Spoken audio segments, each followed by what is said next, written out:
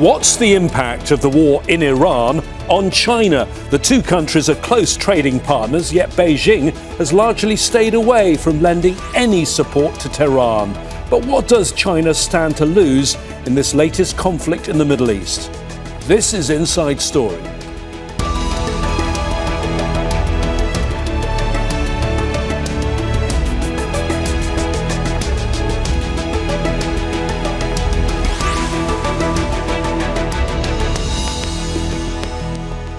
Hello there, I'm James Bays. The war in Iran rages on, and China argues it should never have happened. Beijing is a major importer of Iranian oil, making it vulnerable to any disruption of the flow through the Straits of Hormuz. Given its huge oil reserves and its growing dependence on electric vehicles, China may not be affected in the short term, but what if the war drags on? And what exactly is keeping Beijing away from direct involvement in the conflict? We'll talk to our panel of guests in just a moment, but first this report from Imogen Kimber. For a country like China, the world's largest energy importer and a manufacturing powerhouse, the war in Iran is an important reminder of the risks it faces from events beyond its control.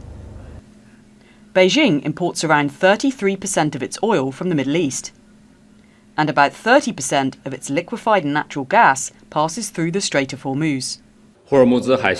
Maintaining security and stability in this region serves the common interests of the international community. China urges all parties involved to immediately cease military operations, to prevent further escalation of tensions, and to avoid regional instability that could have greater impacts on global economic development. China and Iran established diplomatic relations in 1971, which continued through the Islamic Revolution.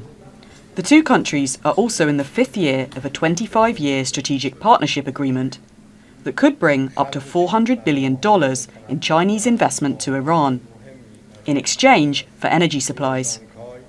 However, despite deep political ties and significant economic interests, Beijing has steered clear of taking concrete action to support Tehran. So far, it has limited its response, largely to condemning the assassination of Iran's supreme leader, Ali Khamenei. But China's eagerness to stay out of the conflict is now being put to the test. Beijing is also treading carefully because one of the biggest diplomatic considerations is an upcoming visit by the US president. At the same time, the war could create opportunities for China. First, the continued erosion of international norms surrounding sovereignty. Second, a prolonged conflict that diverts Washington's attention and allows China more space to consolidate its position across Asia. Xi Jinping is likely to continue portraying himself as a steady and predictable global leader, in contrast to Donald Trump.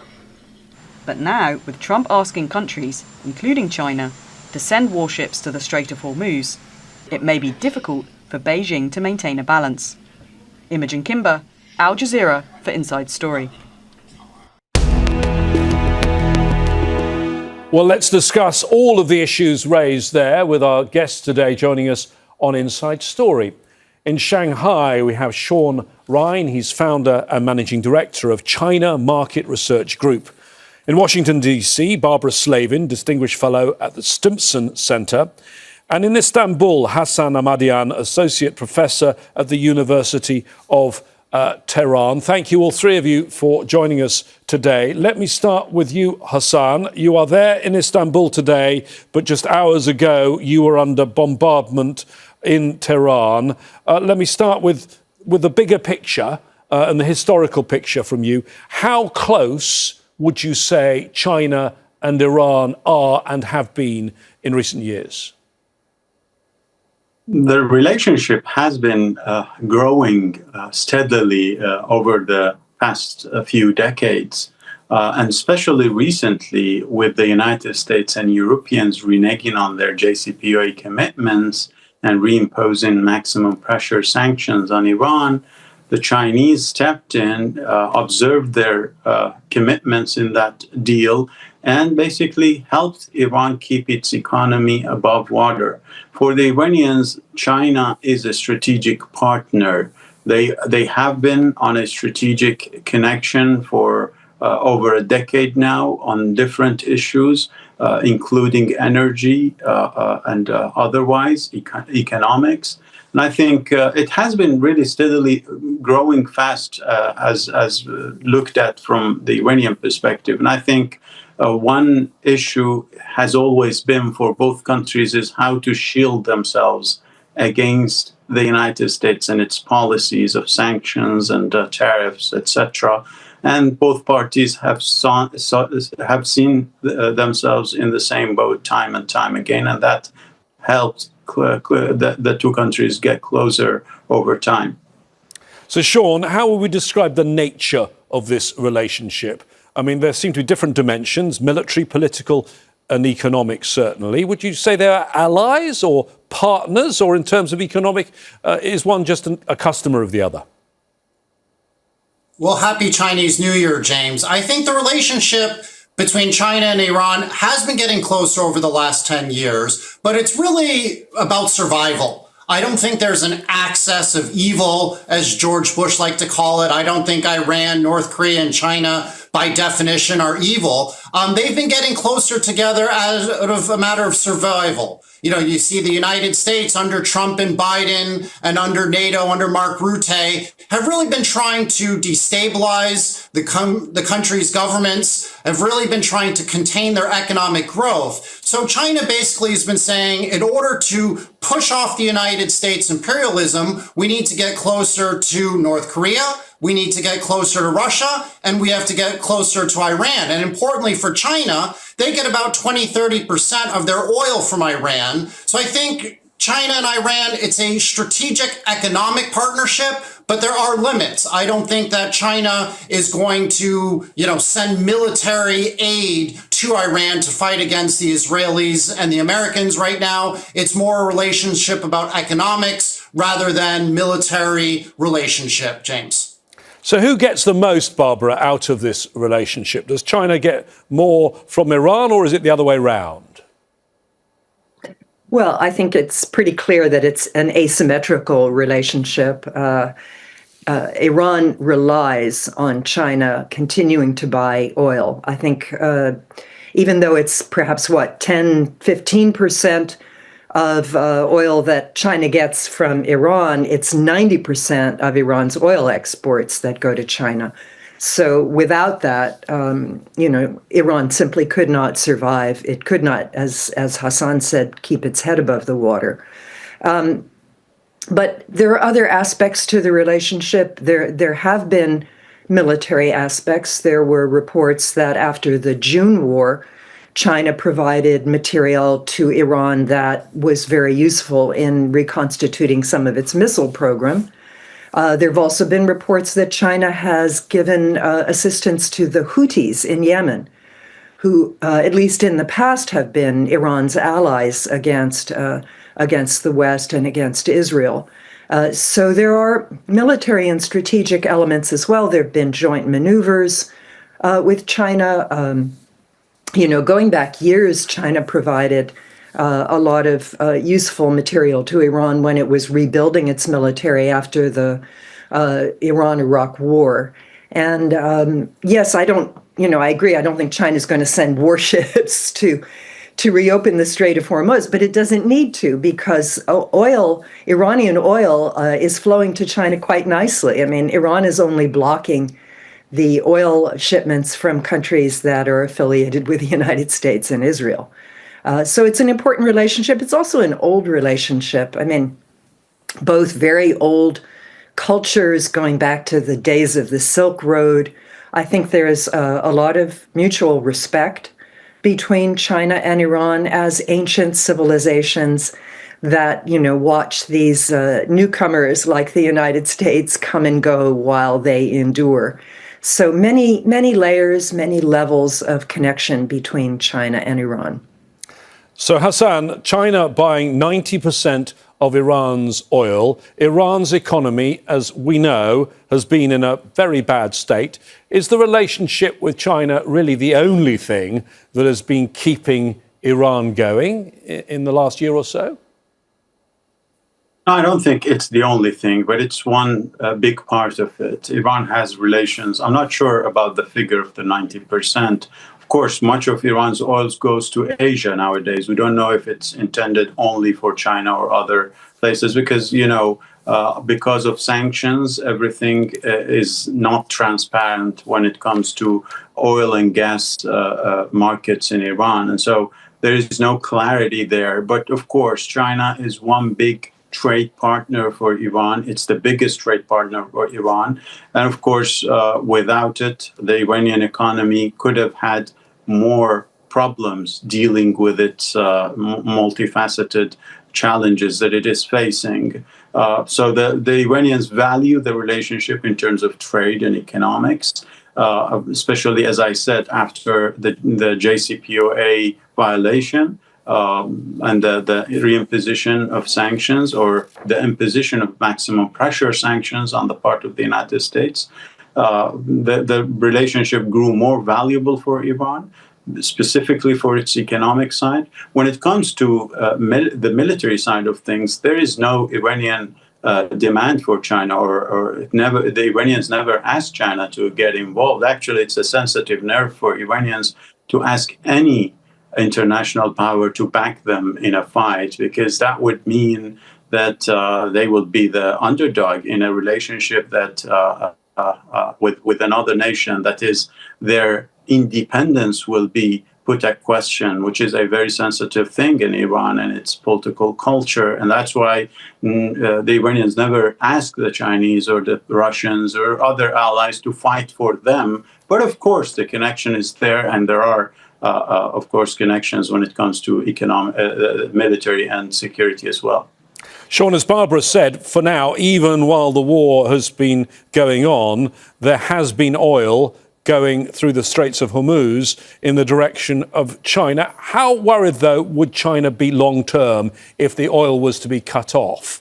Because there are other places, notably Russia, that China could get oil. And I think it's interesting that there seems to be a huge stockpile that China has to cushion it if there was to be a supply problem.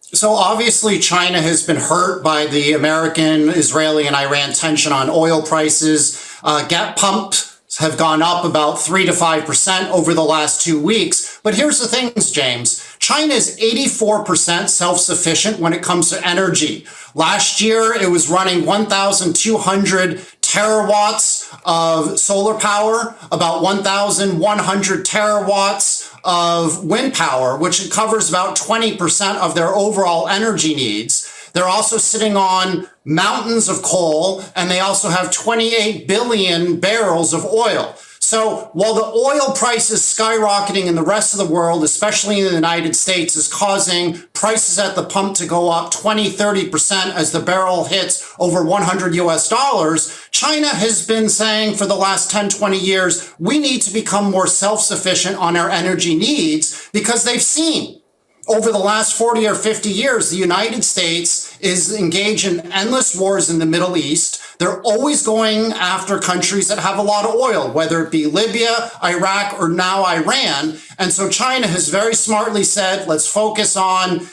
drilling in Xinjiang, drilling in the South China Sea, and really focusing on renewable energy. So I don't lie, right? China's getting hit by high prices, but they're better off than anywhere else in the world. Say a country like Japan, where over 90% of their oil needs come from the Middle East, and the bulk of that is coming through the Strait of Hormuz. So China's better off than just about anywhere else in the world, which is why their stock market hasn't collapsed like Japan and South Korea have in the last couple of weeks, James. Barbara, the Straits of Hormuz we're hearing about all the time. It is a sort of maritime cul-de-sac, one way in, one way out.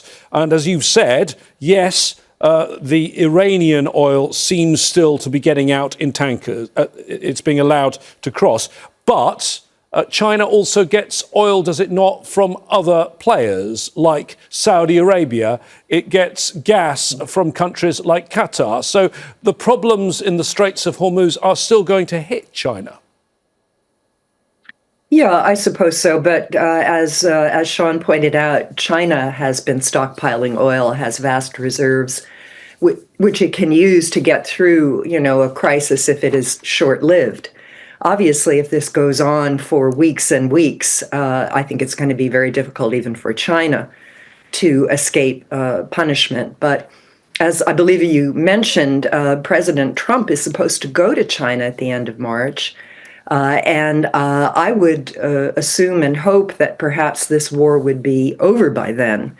If not, I think their discussion is going to be less about U.S.-China relations and more about the war in the Persian Gulf, the war on Iran.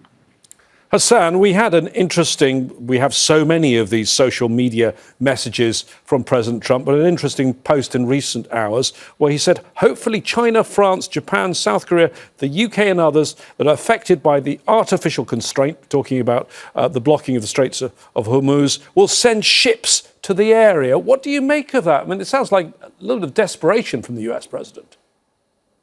It does. Actually, some lines above what you read, he says Iran is, its capabilities are 100% out. And so Iran has lost the war. The United States has won the war, yet he's asking others to come in and guarantee shipments in the Strait of Hormuz. I think that's as you said, is perceived in Tehran as signs of desperation.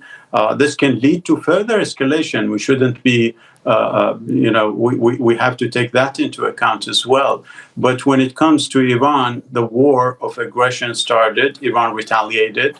The Strait of Hormuz became insecure, and ergo insurance premiums skyrocketed. And that is because Iran was targeted. So that part of it is very important. And I think the Chinese and Russians and others understand this. It's not Iran that started all of this insecurity in the region. And so I don't see them sending any, support in the way that the United States wants them to. Actually, the U.S. Navy is far away from the Strait of Hormuz because whenever it got close, it was attacked by Iranian missiles and drones, and so they went away in the first phase of the war. And so they're asking others what they themselves couldn't do as the starters of this aggression. So I don't see that really happening. Shaun, I mean, yes, China has good relations with Iran, but it also has good relations with other important players in the region, including the Gulf countries, large expat Chinese populations in the UAE and Saudi Arabia. Is it going to have to choose China between the countries that it's friendly with in the region? Because now Iran is attacking those Gulf countries. No, I don't think China is going to choose. It has good relations with Iran, but it is not considered a military relationship. And it also has good relations with Saudi Arabia and the UAE. So I think one of the keys from China is that they always have a non-interference policy when it comes to diplomacy. And I think other countries respect that. So they're not going to take sides in military conflagrations. They're going to try to come together and say, let's sort of iron things out peacefully through diplomatic means. But I want to follow up on your question to Hassan. I think President Trump blundered into Iran, and it's going to cause all kinds of problems for the United States for 50 years. You've seen that the U.S. have already moved Marines from Okinawa, Japan, into the Middle East. They've removed the THAAD missiles from South Korea against the protests of the South Korean president to the Middle East. So basically, he's criticized also Keir Starmer in the UK. He's criticized China. He's criticized India. So he's trying to criticize and bully all of these other nations, but he's at the same time hurting their security from a military standpoint, yet also saying, we need your help at the Strait of Hormuz to support our oil tankers. So everybody around the world is laughing at Donald Trump right now. And the United States, which hurts me because I'm actually American, even though I've been in China for 29 years, it's hurting the prestige and the credibility of the United States because we have a bumbling, blundering president who's not looking at 4D chess, who's looking at narcissism and maybe 1-2-minute thinking processes before he launches an attack on Iran, when I don't think even his own press secretary said there is no imminent threat from Iran into the United States mainland. So I don't know what we're doing, and I think most Americans agree with me right now. Barbara, we've had some interesting comments that have come from China since the war started. Tough comments from the Chinese Ministry of Defense at the start, saying the US is a war addict throughout its over 240-year history. It's been at war for all but 16 years. And then much more measured comments coming from the Chinese Foreign Minister Wang Yi, saying the war should never have happened, but, and he's talking about the US and China now, they should treat each other with sincerity and good faith. That's all about that Trump trip, do you think?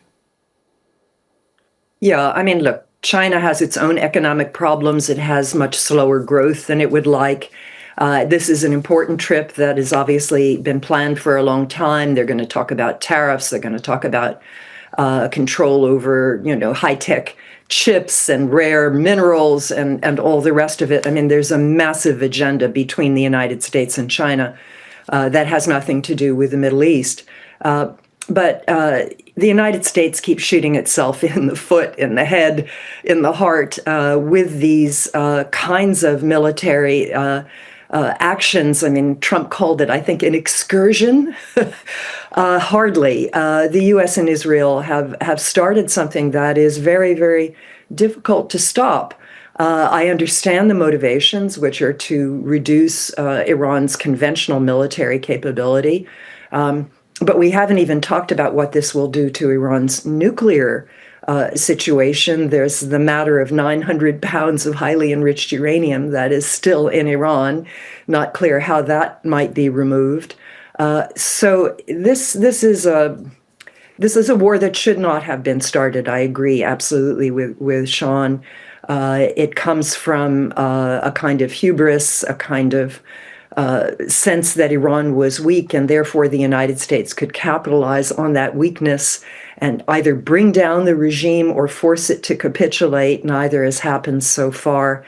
And now I think Trump is scrambling to figure out how does he get out of this war with even a little bit of face, given the way it has gone and the enormous damage it's done to the American and the international economies.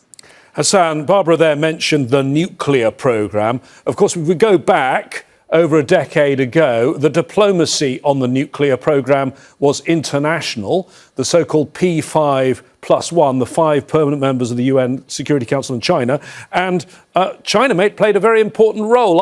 For Al Jazeera, covered that, and there were numerous meetings for many years taking place in Europe. And Wang Yi, still the foreign minister of China, was flying back and forth very regularly taking part.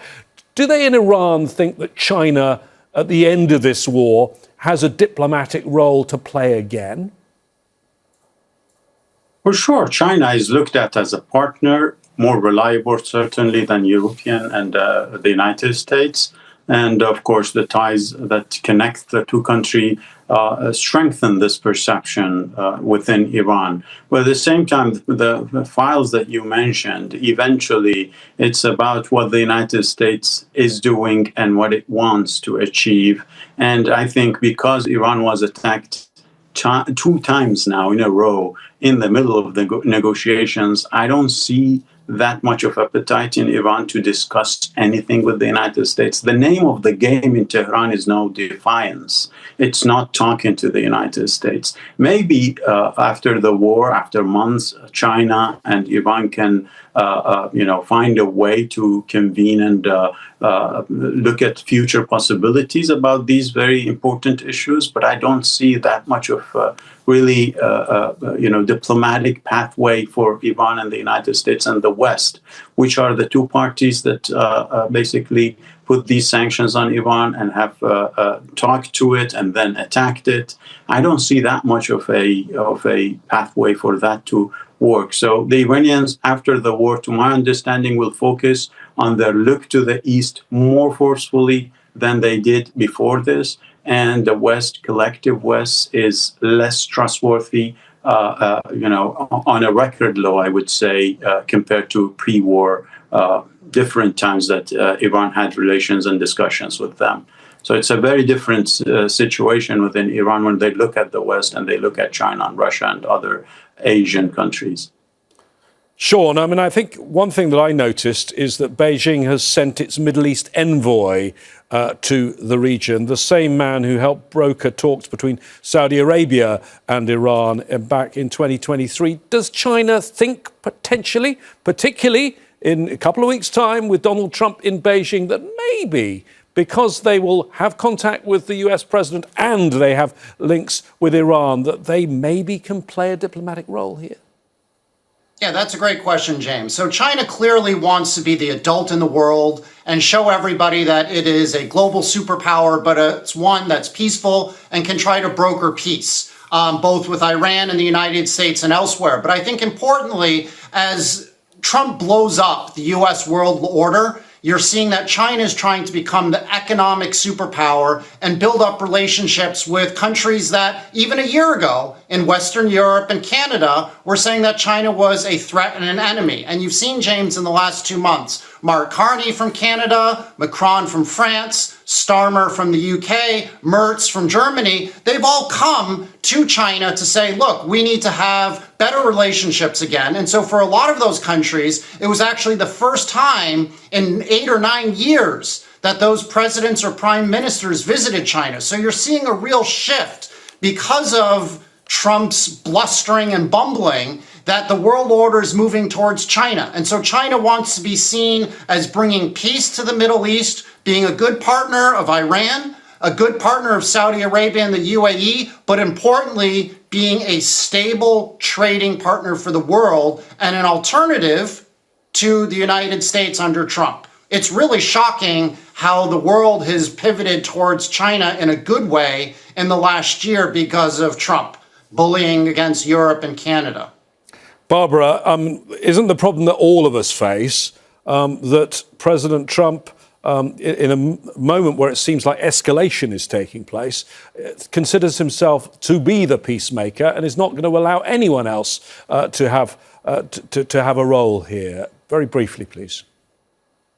Yeah, well, I think he is looking for a way out of this war. And if China were able to provide that, I'm not so sure he would reject it. I mean, I've just read that apparently Steve Witkoff, our negotiator for everything, has been trying to call Abbas Araghchi, the Iranian foreign minister, but Abbas Araghchi is not taking his calls. So if China can play a role, frankly, to end this war, I think that would be terrific. Thank you very much to our guests, Barbara Slavin, Shaun Rein and Hassan Ahmadian. If you want more context and analysis of the ongoing conflict, remember to take a look at our website, aljazeera.com. We'd like to hear your views too. Post them on our Facebook page. That's facebook.com/AJ Inside Story. Or you can join the conversation on X. Look for us there at AJ Inside Story. I'll see you again here very soon. Stand by. Our coverage of the war continues right now.